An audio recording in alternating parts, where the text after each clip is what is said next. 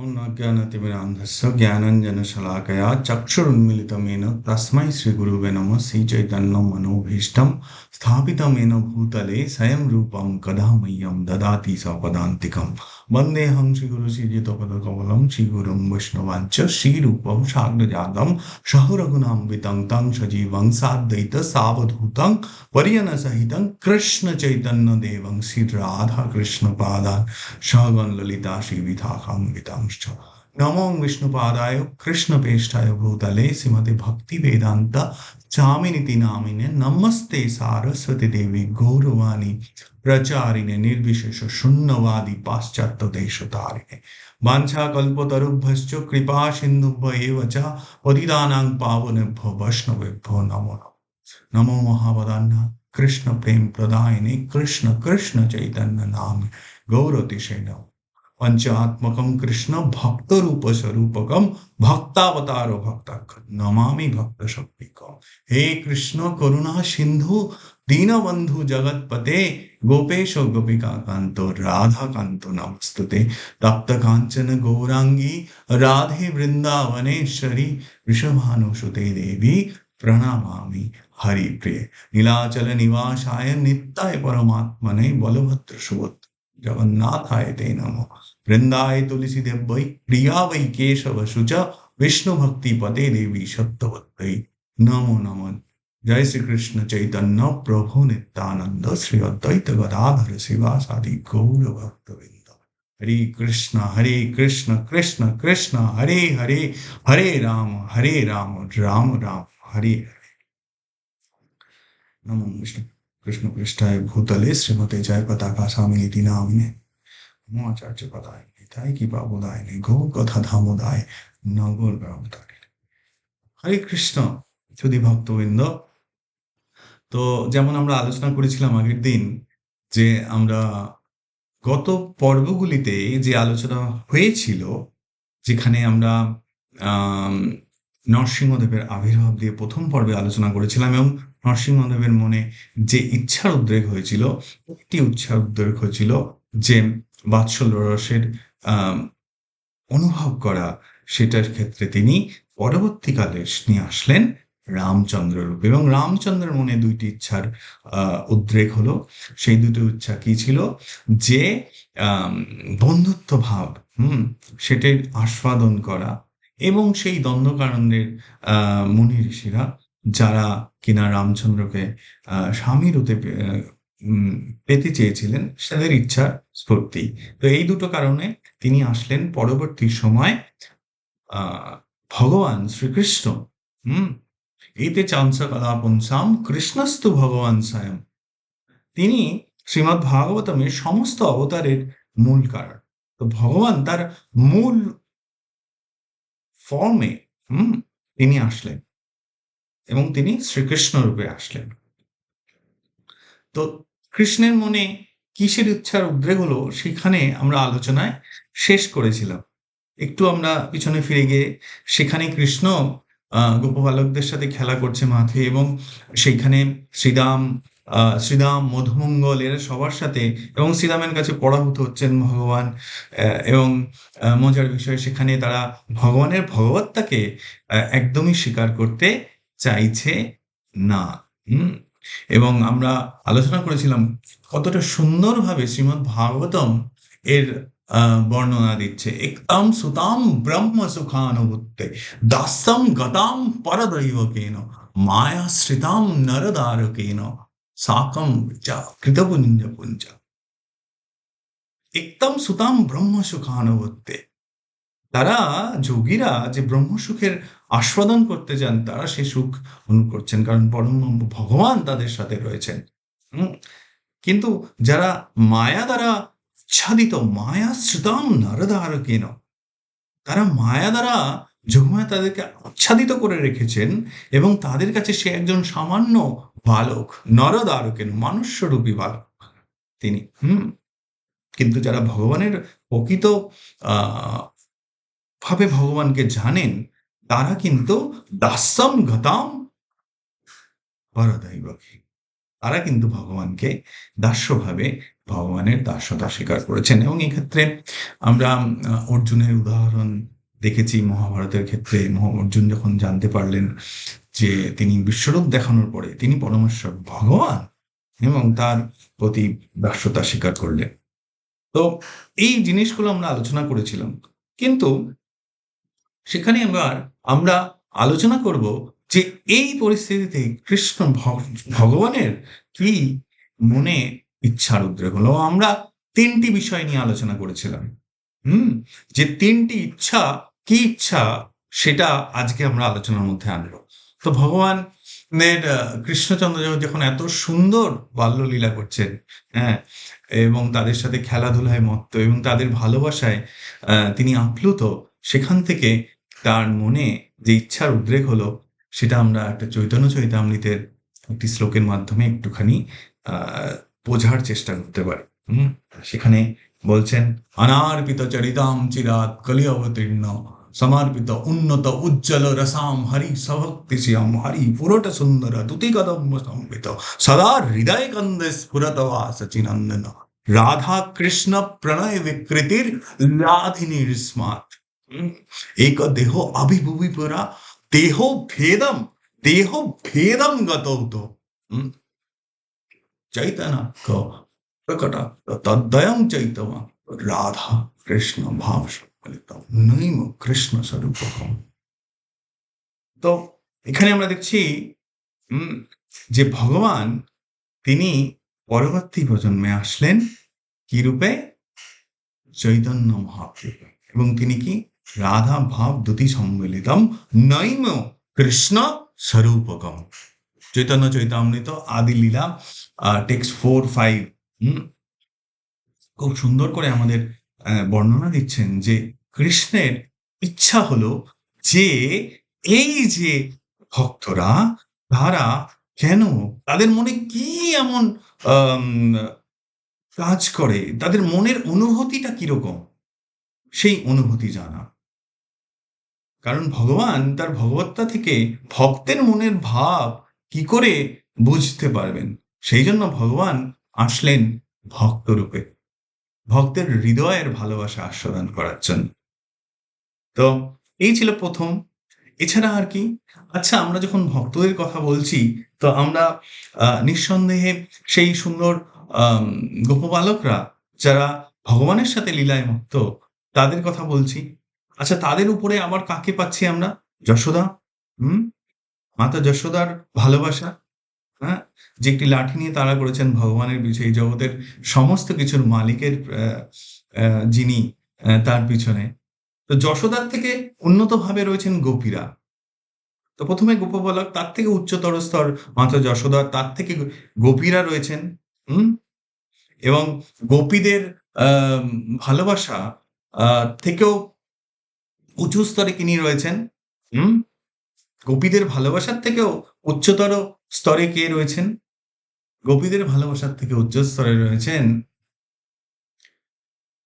লাদিনীর ঈশ্বর প্রেম, প্রেম সার ভাব, ভাবের পরম কাষ্টা নাম মহাভাব। মহাভাব স্বরূপাসী রাধা ঠাকুরানী, সর্বগুণক্ষণী কৃষ্ণ কান্তা শিরোমণি। তো রাধার গোপীদের মধ্যে থেকেও রয়েছেন শ্রেষ্ঠতম ভাবের অধিকারী, তিনি রাধারানী। চৈতন্য চৈতামৃত বলছেন যে কৃষ্ণের যা গুণ, যা কোয়ালিটি, তার থেকে কয়েক লক্ষ গুণ বেশি গুণের অধিকারী শ্রীমতী রাধারানী। তো ভগবান জানতে চাইছেন আমার প্রিয়তম ভক্ত রাধারানীর কি এমন আমার মধ্যে পেলেন বা কি দেখে তিনি আকর্ষিত হন আমার প্রতি, সেই ভাব আমি যদি রাধারানীর হৃদয় অনুসন্ধান করতে যাই তাহলে রাধারানীর ভাব নিয়ে আমাকে আসতে হবে। তো চৈতন্য মহাপ্রভু আবির্ভাব কৃষ্ণচন্দ্র, যিনি রাধারানীর মনের ভাব অনুধাবন করতে চান। তো এটি ছিল দ্বিতীয় কারণ। ভক্তের মনে কি বিষয়, তার কিরকম চরিত্র, ভক্তের ভাবের, এবং রাধারানী যিনি কিনা কয়েক লক্ষ গুণ বেশি নলেজ বলুন, সৌন্দর্য তার থেকে অধিকারী। তিনি কি দেখে কৃষ্ণের প্রতি আকর্ষণ হন? তো এটি ছিল দ্বিতীয় কারণ। হুম? এছাড়াও একটি ৩ নম্বর কারণ হচ্ছে যে ভক্তের সাথে ভগবানের যে ভালোবাসার আ সম্পর্ক সেটা কিভাবে আমরা আ বুঝতে পারছি বা তার reciprocation, তার বিনিময় কিভাবে হচ্ছে। হুম? সেই বিনিময়কে বোঝার জন্য আ ভগবান আসলেন চৈতন্য মহাপ্রভু রূপে। হুম? তো সমস্ত আ চৈতন্য চরিতামৃত আমাদের কে গাইড করে, আমাদেরকে শিক্ষা দেয় যে ভগবানের ভক্তি আমরা কিভাবে করতে পারি। হুম? সেই শিক্ষা আমরা পাচ্ছি চৈতন্য চরিতামৃত থেকে। তো ১ম এ আমরা দেখলাম নরসিংহদেবের মনে একটি ইচ্ছা, তারপরে রামচন্দ্রের ২ টি, তারপরে রামচন্দ্র থেকে কৃষ্ণ ভগবান তার স্বয়ং রূপে আসলেন কৃষ্ণ হিসাবে এবং তারপরে আমরা দেখছি তিনি আসলেন চৈতন্য মহাপ্রভু রূপে। তো এই যে ১ম পর্ব, ২য় পর্ব এবং ৩য় পর্বের মধ্যে দিয়ে আমরা উপনীত হলাম যে ভগবানের যত অবতার আছে, তার মধ্যে সবথেকে মার্সিফুল অবতার হচ্ছেন চৈতন্য মহাপ্রভু। এবং চৈতন্য মহাপ্রভুকে যদি আমরা আরাধনা করি এবং ভগবানের এই রূপকে নিয়ে আমরা আম যদি আরেকটু ডিপ ডাইভ বা আরেকটু বোঝার চেষ্টা করি, হুম? তাহলে কিন্তু আমরা আ এই সমস্ত অবতারকে সন্তুষ্ট করতে পারবো। কারণ চৈতন্য মহাপ্রভুর আ অবতার এই সমস্ত ভগবানের সমস্ত অবতারের মধ্যে অন্যতম আ এবং সবথেকে সুন্দর এবং করুণাময় অবতার। যেটা আমাদের আলোচনার আ মূল বিষয়বস্তু যে ভগবানের সবথেকে যদি কোনো করুণাময় অবতার থেকে থাকে তাহলে কিন্তু এইটি সবথেকে ভগবানের করুণাময় আ অবতার। হুম? আপনে করিমু ভক্তি ভাবে অঙ্গীকারে, আপনে করিমু ভক্ত শিখামু সবারে। এই চৈতন্য চরিতামৃতে ভগবান বলছেন, আপনে করিমু ভক্তি ভাবে অঙ্গীকারে, আপনে করিমু ভক্ত শিখামু সবারে। তো এই হচ্ছে ভগবানের আ মনের ভাব এবং আমরা যদি এটাকে শাস্ত্র দিয়ে একটু বোঝার চেষ্টা করি, সেক্ষেত্রে আমরা এই বিষয়টিকে আরেকটু আ বুঝতে পারবো। যেমন যেখান থেকে আমরা এই আলোচনাটা করলাম ১ম পর্ব, ২য় পর্ব এবং আজকে ৩য় পর্বে, এই আলোচনার যে শাস্ত্রকে আমি রেফার করে এটা করলাম, সেখানে বলা হচ্ছেন सत्ते दैत्यकुलादिनाश समये सिंहूर्ध्वमर्तकृति त्रेतायां दशकन्धरं परिभवं रामे नामकृति गोपालं परिपालनं व्रजपुरे भारं हरं दापरे गौराङ्गप्रियकीर्तने चैतन्यरूपं प्रभु। তো এই সমস্ত লীলাটা যেটা আমরা এখানে আলোচনা করলাম, এর উল্লেখ আমরা পাচ্ছি গরুড় পুরাণে।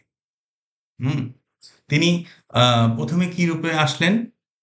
সত্যে দৈতে কুলাদিনাশ সময়ে সিমূর্ধ মর্ত্যকৃতি। নরসিংহ আমরা আলোচনা করেছি। অপূর্ব রূপে তিনি আসলেন। কোথায়? সত্যতে।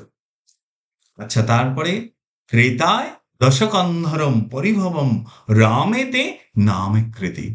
তারপরে তিনি আসলেন রামচন্দ্র রূপে। কখন? ত্রেতায়। তারপরে দাপরে পরিপালনম ব্রজপুরে। ব্রজে তিনি আসলেন কৃষ্ণচন্দ্র ভগবান। আচ্ছা তারপরে কলিযুগে গৌরাঙ্গ প্রিয় কীর্তনে চৈতন্য রূপম প্রভু। তিনি কলিযুগে আসলেন চৈতন্য মহাপ্রভুর রূপে। তো এর উল্লেখ আমরা শুধু গরুড় পুরাণ এক্ষেত্রে নয়, আরো প্রচুর শাস্ত্রে সমস্ত জায়গায় ইভেন মহাভারতেও চৈতন্য মহাপ্রভুর উল্লেখ রয়েছেন এবং অন্যান্য সমস্ত শাস্ত্রে শ্রীমদ্ ভাগবতম থেকে শুরু করে অন্যান্য সমস্ত শাস্ত্রে কিন্তু চৈতন্য মহাপ্রভুর এই অপরূপ করুণাময় অবতারের কথা বর্ণিত আছে। হুম? আরেক জায়গায় খুব সুন্দর করে বলা হয়েছে আম जो रामे सह वल्लभी বৃন্দাবনম হর্নিশম যোগম সম নিজ গুণে কৌরবানাম রণে পাণ্ডবানাম সখা স্বয়ং বৈষ্ণবদণ্ডমুণ্ডিত বেশে নিঃসন্দেহ উপাগতা স্থিতিতলে চৈতন্য রূপম প্রভু।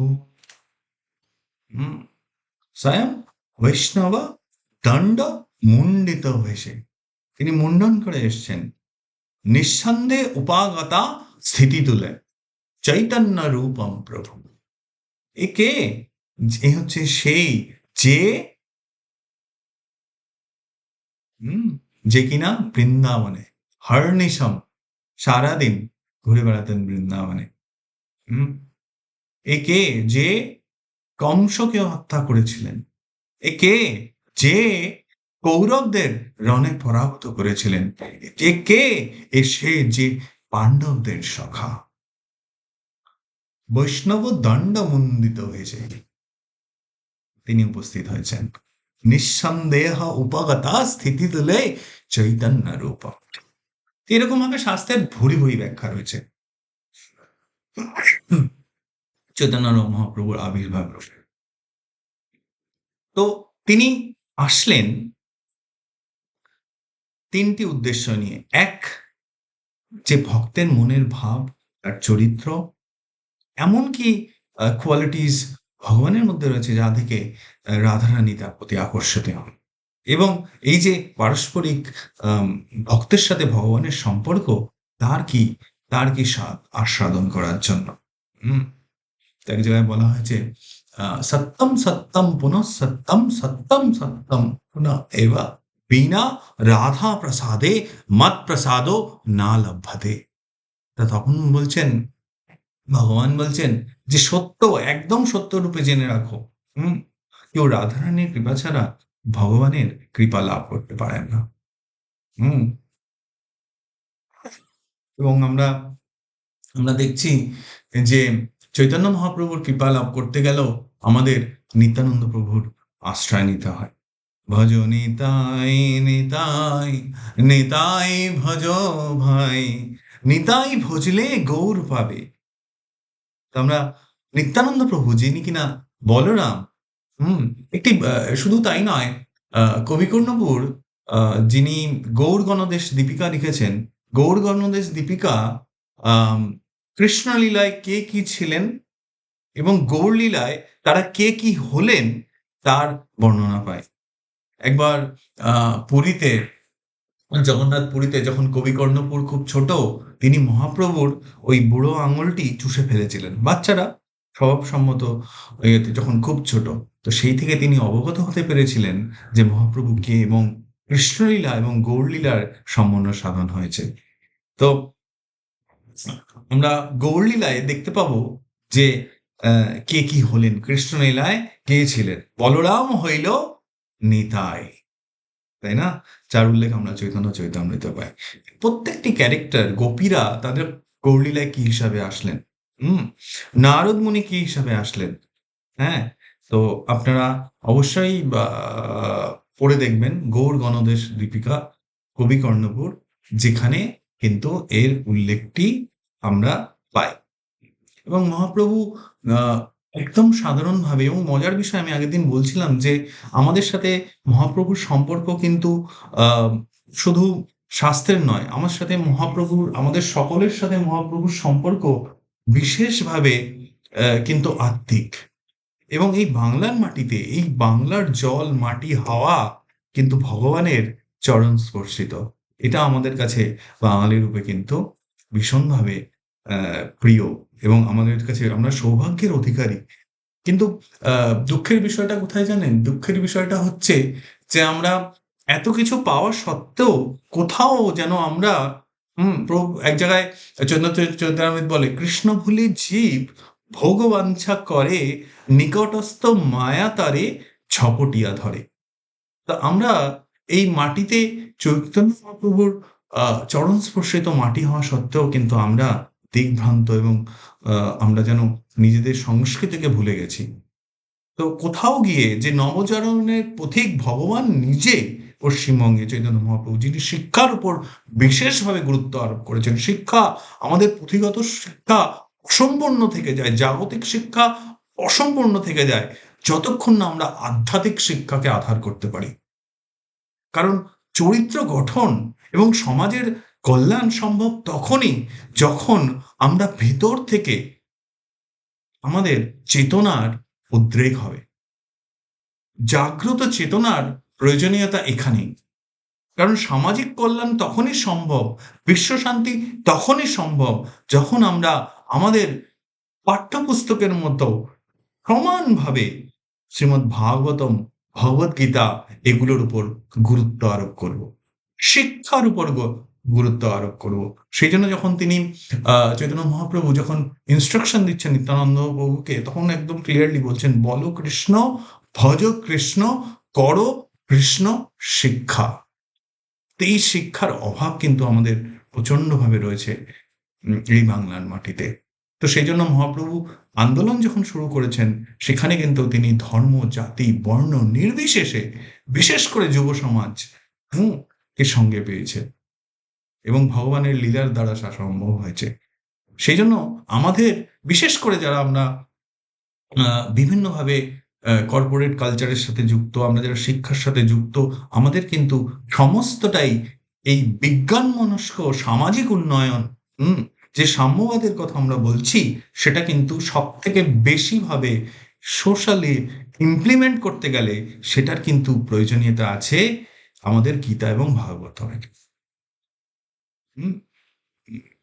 তো সেই জন্য আমাদের বিশেষভাবে আমাদের গীতা এবং ভাগবতমের উপর জোর দেওয়ার প্রয়োজন। এবং এটার প্র্যাকটিস, যেমন গাছকে যদি সুন্দরভাবে নারিশ করতে হয়, একদম ছোট অবস্থা থেকে তাতে জল দেওয়ার প্রয়োজন, ঠিক সেরকম আমাদেরও খুব ছোট অবস্থা থেকেও কিন্তু এই শিক্ষা কাল্টিভেশন ছোটদের মধ্যে এবং বিশেষ করে যুব সমাজের মধ্যে এটার প্রয়োজনীয়তা রয়েছে। আমাদের মনীষীরা বলছেন, সমাজের উন্নয়ন তখনই সম্ভব যখন একটা যুব সমাজ সেই সমাজের প্রয়োজনীয়তা কি এবং তার করণীয় কার্যটা কি সেটা যখন সে বুঝতে পারবে। তো শিক্ষা ছাড়া এটা কখনোই সম্ভব নয়।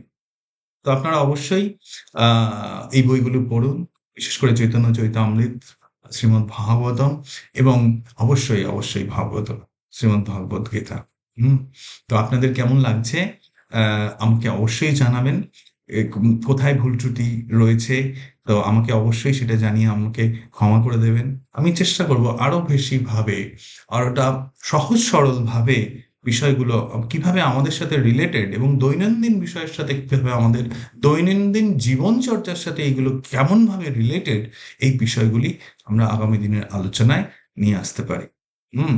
তো সবাই মিলে ভালো থাকবেন, এবং অবশ্যই অবশ্যই গীতা, ভাগবতম এবং চৈতন্য চরিতামৃত পড়ুন, এবং অন্যদেরও উৎসাহিত করুন এই ধরনের প্রামাণিক বিজ্ঞান ভিত্তিক শাস্ত্রগুলির প্রতি অধ্যয়ন যেন আমরা শুরু করতে পারি। তাহলে কিন্তু অনেকটা অনেকটা আমাদের যেটা ভুলে যাওয়া সংস্কৃতি, যেটা আমাদের উন্নয়নের আধার ছিল, সেই উন্নয়নের আধারটা কোথাও গিয়ে কিন্তু আজকের জনজীবনে ব্যস্ত হচ্ছে, এবং আমরা মূল বিষয়বস্তু থেকে সরে আসছি।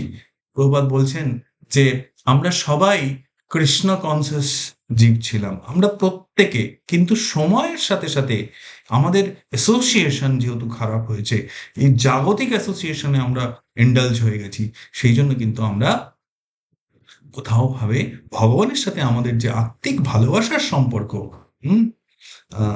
সেইটা কোথাও আমরা ভুলে গেছি। হ্যাঁ, তো সে পুনর্জাগরণের জন্য, সেই নবজাগরণের জন্য আমাদেরকে, বিশেষ করে যুব সমাজের আমাদের প্রয়োজন যে ভগবানের যে নির্দেশিত পারফেক্ট এবং একদম সায়েন্টিফিক পাথ আছে, তাতে কিন্তু অনুসরণ করা। তাহলে আমরা আমরা সমস্ত কিছু এই জড়জগতের মধ্যে থেকেও, আমরা এই দৈনন্দিন জীবনের মধ্যে থেকেও কিন্তু আমরা সকলে কিন্তু সেই পরমাংশ স্তরে উপস্থিত হতে পারি। ধনে জনে অভিজনে কৃষ্ণ নাহি পায়, কেবলই ভক্তির দাস চৈতন্য গোসাই। তো এই ভক্তি আন্দোলন এবং ভক্তির মাধ্যমে অম্লানীল আনন্দ আস্বাদন করতে ভগবান যখন চৈতন্য মহাপ্রভু রূপে আসছেন, তিনি বলছেন যে অ্যাকচুয়ালি এক্ষেত্রে একটি বিষয় লক্ষ্য করার, ভগবান হচ্ছেন ভোক্তা। হুম? একা কৃষ্ণ আ সমস্ত কিছুর ভোক্তা এবং আমরা হচ্ছি ভোগ্য। তা সত্ত্বেও তিনি কেন ভক্তের মনের ভাব আস্বাদন করতে চাইছেন, সেটা আমাদেরকে কিন্তু বুঝতে হবে। তিনি আত্মারাম। আমরা জানি তিনি আত্মারাম। তার কোনো কিছুর প্রয়োজন হয় না। তা সত্ত্বেও তিনি যখন ভক্তের আকুলতা, সেটা প্রহ্লাদ, ধ্রুব, হুম? হরিদাস ঠাকুর, হুম? তো তাদের কথা যখন দেখেন এবং তাদের ভালোবাসা দেখেন, তার মনে আশা, তার মনে তখন আশা জাগে যে, আহা! এই ভক্তের মনের ভাব যদি আমি আস্বাদন করতে। কি ভাব আছে রাধারানীর, যে তিনি ভগবানের প্রতি সমর্পিত। তার ভালোবাসার চরিত্র কি? হুম? সেই শিক্ষা কিন্তু আমরা চৈতন্য চরিতামৃতে পাচ্ছি এবং এটা খুবই বিরল এবং বিরল বিষয়। তো ভগবানের সবথেকে করুণাময় অবতার এইজন্যই, কারণ এত করুণা কেউ করেনি। এই কলিযুগে হরিনাম সংকীর্তন দ্বারা এই যে ১৬ টা নাম শব্দ আমরা ভগবানের বলি, হরে কৃষ্ণ, কৃষ্ণ কৃষ্ণ হরে হরে, হরে রাম, রাম রাম হরে হরে। তো এর মাধ্যমেই কলিযুগের উদ্ধার। নারদমুনি, এর উল্লেখ আমরা পাই কলি সন্তরণ উপনিষদে। নারদমুনি জিজ্ঞাসা করছেন ব্রহ্মাকে, ব্রহ্মাজি এই কলিযুগের কি হবে বদ্ধ জীবের? হুম? তো ব্রহ্মাজি তার উত্তর বলছে, ইতি ষোড়শক নাম নাম কলি কলমা নাশনম। এই কলির যে কলমা, এই কলির যে অপপ্রবাহ, এর থেকে যদি আমরা বেরোতে চাই, শুধু একমাত্র পথ হচ্ছেন ভগবানের আশ্রয় করা এবং হরিনাম সংকীর্তন করা। সেই জন্য ভগবান এই কলিযুগে তিনি ভক্তরূপে এসছেন। এটাই হচ্ছে বোধগম্যতা। এটাই হচ্ছে শাস্ত্রের, সমস্ত শাস্ত্রের সারাদিশার। কলিযুগে আমরা যদি ভক্তি করতে চাই, সেটি একমাত্র পন্থা। এছাড়া অন্য কোনো পন্থা নেই। কোনো শাস্ত্রের উল্লেখ নেই। তো আপনারা যারা ভগবানের প্রতি ভালোবাসা অনুভব করছেন, এটিই একমাত্র পন্থা। সেই জন্য বলছেন, হুম? মলিনে মোচনে পুংসাম জলস্নান দিনে দিনে সকৃত গীতা স্নানম সংসার মননাশনম। গীতা মাহাত্ম্যে বলা হয়েছে, মলিনে মোচনে পুংসাম জল স্নান দিনে দিতে সকৃত গীতামৃত স্নানম সংসার মলনাশনম। যেমন আমরা সাবান দিয়ে গায়ের ময়লাগুলোকে দূরীভূত করি, সেরকম গীতার অধ্যয়নের মাধ্যমে আমরা এই যে আমাদের মনের যে মলিনতা, তাকে দূরীভূত করতে পারব এবং ভক্তির দ্বারা এটা সম্ভব। এছাড়া অন্য কোনো পথ নেই। তো এতটুকু বলে আমরা আজকের আলোচনা এখানে শেষ করছি। ভালো লাগলে অবশ্যই আমাকে কমেন্ট করে জানাবেন এবং আপনারা ভালো থাকবেন। হুম? হরে কৃষ্ণ বাঞ্ছা কল্পতরুভ্যশ্চ কৃপা সিন্ধুভ্যেব চ পতিতানাং পাবনেভ্যো বৈষ্ণবেভ্যো নমো নমঃ। হরে কৃষ্ণ।